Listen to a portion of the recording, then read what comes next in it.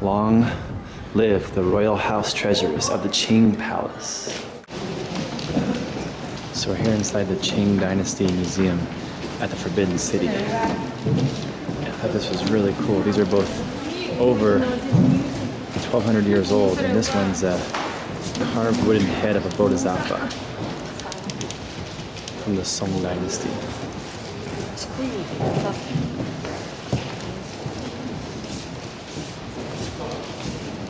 That face is gonna haunt my dreams.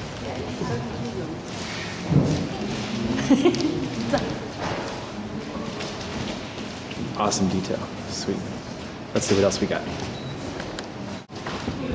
Okay, this one's pretty cool. It's from the Qianlong reign in the Qing Dynasty.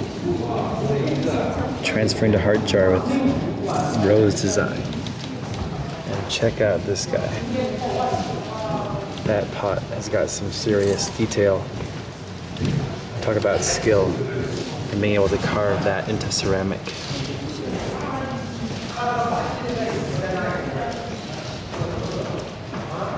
Goes all the way through. How the detail is exquisite.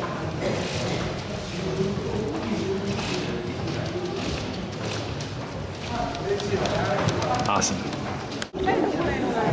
So the other cool thing about the Forbidden City is that the walkways going up are so intricate. And the marble is carved, these beautiful dragon designs and phoenix birds and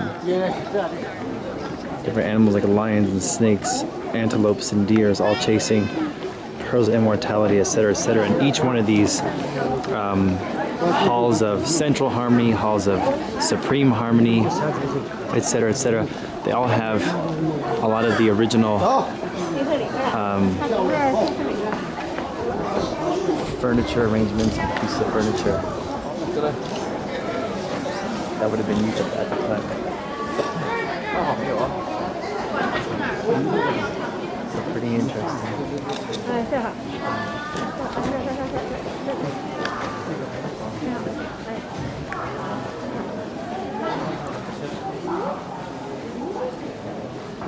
And the ceilings in each room are just exquisite.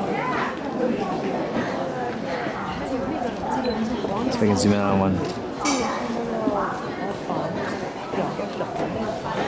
Each one has incredible dragons in it. Single dragon, symbol of power. Alright, let's go see what's next.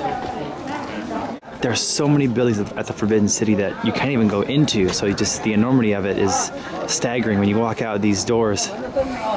Of course you see more of the temples, but like, look at the amount of roofs and buildings that are out there.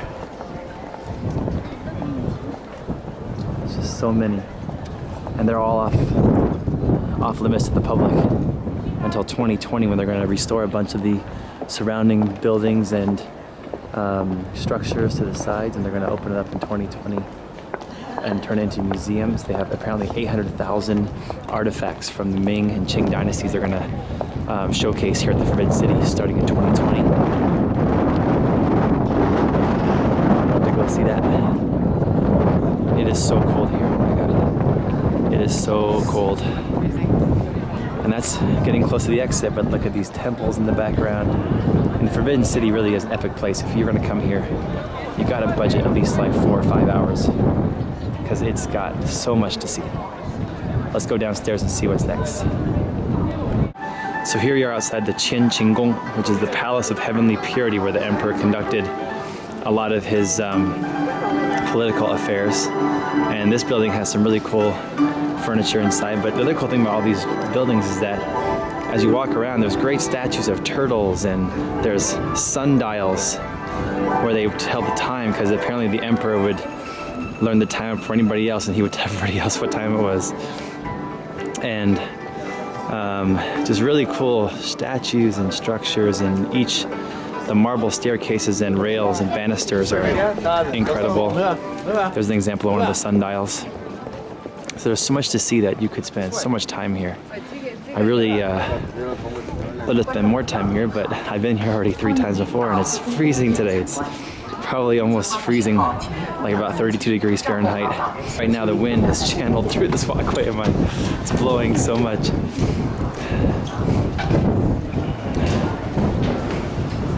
There's so many people here that this is just a typical Thursday late morning. I couldn't imagine being here in heavy tourist season. So I'm gonna come down the stairs and go check out this room, which is the Jiao Tai Dian,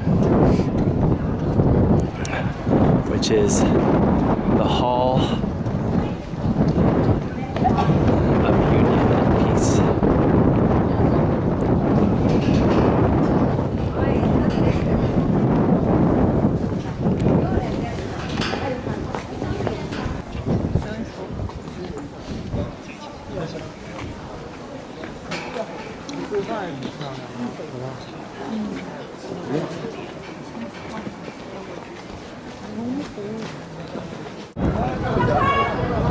So now we've come out of the main halls of the Forbidden City and we're in the garden. And the garden is pretty much in recession for the winter right now.